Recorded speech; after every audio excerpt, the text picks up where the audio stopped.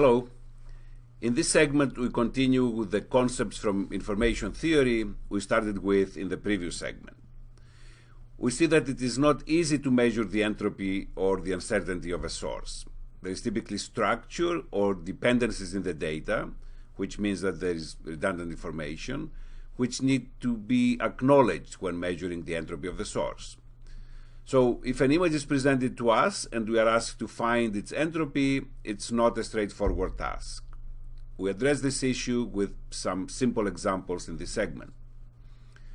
We also look at desirable properties of codes, such as unique decodability and the prefix property.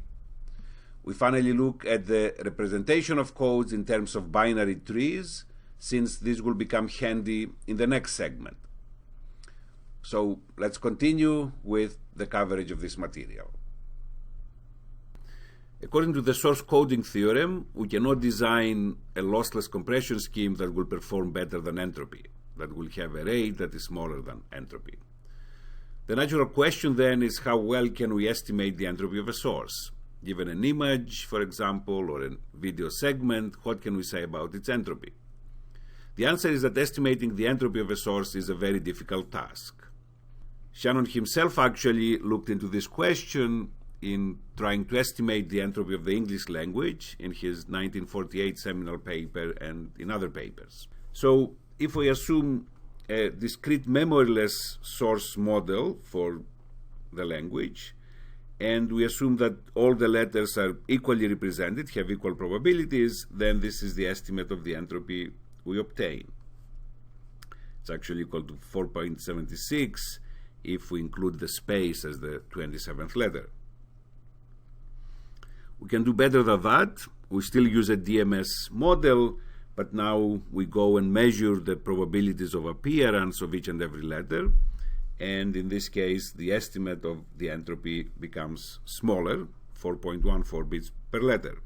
We still know, however, that this is not a very accurate model because there are dependencies amongst letters. There are combinations of letters that are more probable than others and combinations that do not exist in the English language. So therefore, if one looks at these dependencies by considering up to 8 letters, then this is the estimate of the source, of the entropy of the source that one can obtain. So this is the most accurate, or one of the most accurate estimates of the source of the English language. And therefore, this is the number one should try to come close to in designing efficient codes for encoding the English language. In general, the more we know about the structure of the data, the better our estimate of the entropy is going to be. So we're going to demonstrate this with 2 simple toy examples. So assume we have this stream here of symbols. So this source has 6 symbols in its alphabet. In this stream, we go and measure the appearance of 2 and 4. So it's 2 out of 10. Therefore, the probability of 2 is 0.2, and so is the probability of 4, and so on and so forth. We use the formula of the entropy for a DMS source, and we find that in this particular case, this is the entropy. We need 2.44 bits per sample. By the way, here, since I have 6 symbols, if I were to use a fixed code, then I would need 3 bits per symbol, because 2 to the third is 8. So with 3 bits, I can express 8 different code words. Here I have only 6 symbols, but using a variable length code, in principle, I could go closer to the entropy of 2.44 bits per symbol. Now, if we stare at this particular stream here for a little, we can possibly see some structure in it, and to express this structure, we propose a prediction model. So what this tells me, so x of n, first of all, is the value in this stream at location n. So if this is n, then the one to the left is n minus 1, and so on. So this first order linear prediction model tells us that I can find the value of the signal at location n by assuming it's equal to the value at the previous location, n minus 1, plus the residual, or the correction term, or the error. So if we apply this prediction model to the data, then the residual we obtain is shown here. So the residual consists only of plus and minus 1. I measure the probability of 1, the probability of minus 1. I utilize it in the DMS formula for the entropy, and we see that the entropy is 0.7 bits per symbol. So it's more than 3 times lower the estimate than the entropy we first obtained. We're going to look at predictors of this nature multiple times in this segment of the course. We'll talk about compression, and the idea here is that we build a predictor to predict, as here, the value of x at location n, and then all we have to encode is the unpredictable part, which is the residual. Of course, in decoding it, I need to have the predictor model. It's a static predictor in this particular case. So given the predictor model and the residual, I am able to reconstruct the original sequence. A similar example is represented here. So this is now the generated message, the stream of symbols. I have here, I see 3 different symbols. So I measure their probability. So the source generates only symbol 3, symbol 4, and symbol 5. And I do see that I need 1.5 bits per symbol to represent this, according to the entropy. Now, if we again stare at it for a second, we see that in essence, if I look at 2 symbols at a time, so it's like I'm extending the source, I use a block code, you might say, then I only have the symbol 33, and this should be 45 here. And then in this case, since they're equally probable, the entropy is 1 bit per new symbol, or therefore half a bit per original symbol.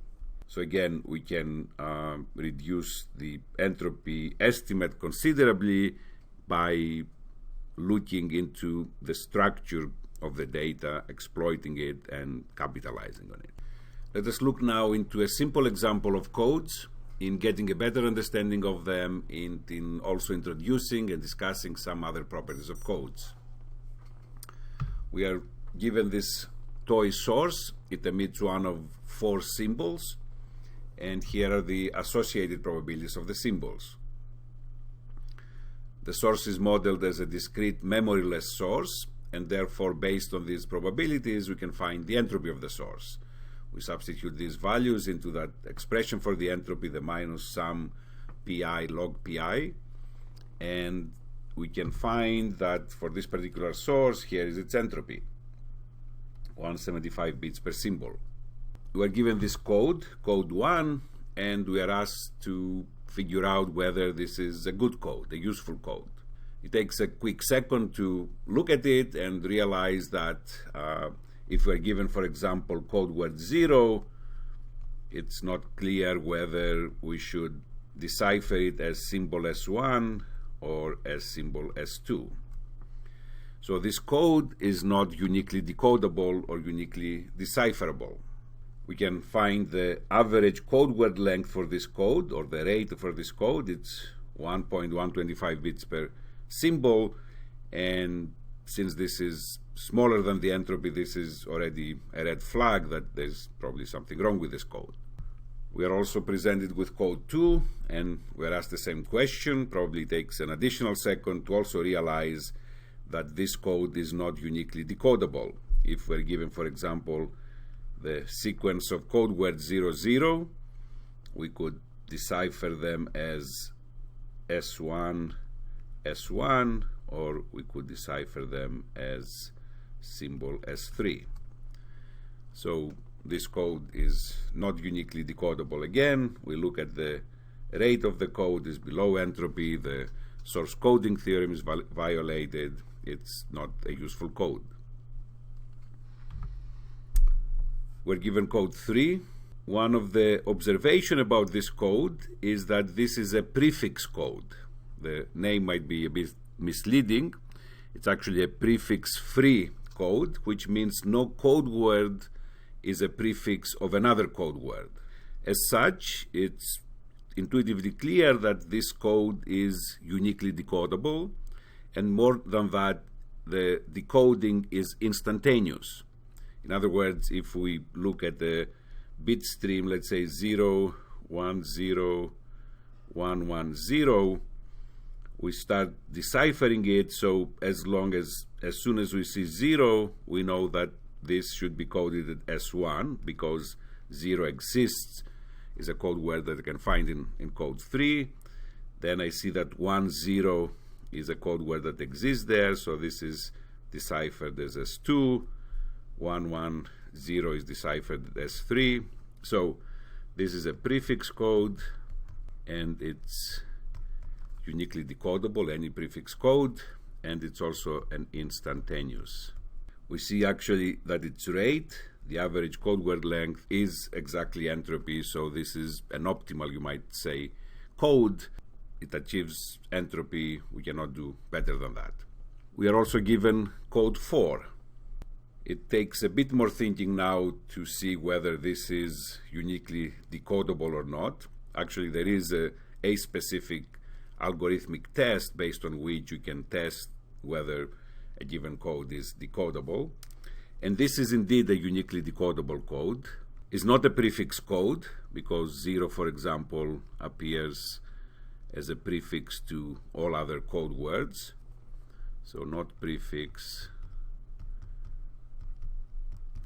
And it's not instantaneous either, since it's not prefix.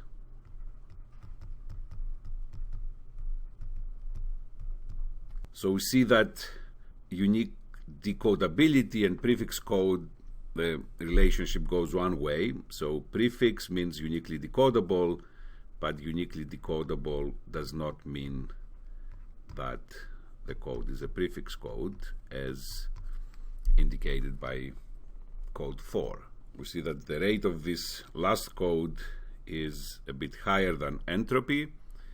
So if one were to choose one out of the 4 codes, then code 3 would be the one of choice, because being a prefix and instantaneous is an advantage, and also its rate is the lowest one among the 4, although, as we already discussed, these are not useful or acceptable codes. We can use binary trees to represent codes. This helps us to visualize certain properties of the codes, but also by transforming these trees, we can potentially obtain additional properties of a code. So let's look at code 2 that we talked about in the previous slide. We can represent it by this binary tree. So we start with a root node,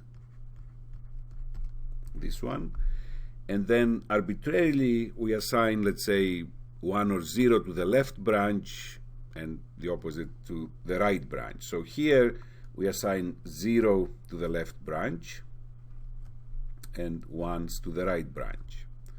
So clearly, to get to code word S1, I have 1, 0, so S1 is represented by 0, S3 is represented by 0, 0, and S4 is represented by 1, 1. These ending nodes are called leaf nodes.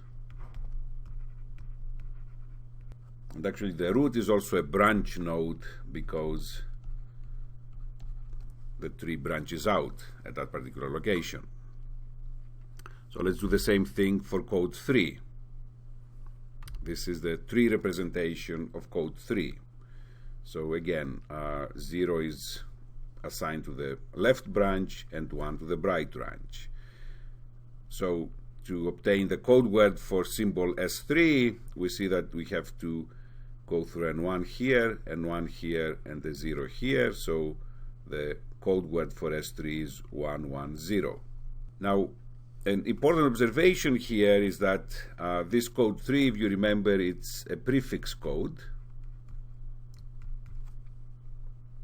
which you can observe right away by looking at the tree representation. In order to get to any of the code words, we don't need to go through another code word, which was the case, for example, with code 2. To get to S3, for example, we have to go through S1. So S1 is a prefix to S3, but here this is not the case. So none of the code words is a prefix from another code word, and therefore this is a prefix code. And equally importantly is that the leaf nodes here are represented by symbols. So the symbols rather are represented by leaf nodes. If we look at code 4 and its binary tree representation, it's clearly that it's not a prefix code. To get to S1, for example, is a prefix of S2 and S3 and S4, and therefore the symbols are not represented by leaf nodes. So I put here also the various terms that I introduced. So this is an important point that we see here for prefix codes, and we'll see that when we talk pretty soon about the Huffman code, that due to the construction I end up with a construction like this. In other words, the symbols are represented by leaf nodes, and therefore we know that this is a prefix code. We summarize here some of the results and statements made about prefix and uniquely decodable codes in the last few slides for easy reference. So as mentioned, it's hard to tell if a code is uniquely decodable. However, there is a systematic procedure based on which one can determine in a finite number of steps if indeed the code is uniquely decodable. As mentioned, prefix codes are uniquely decodable, but the converse is not true. Prefix codes are instantaneously decodable, and prefix codes are by and large easy to design and easy to decode. Now the good news is that for any uniquely decodable code that is not prefix, we can find a prefix with the same rate.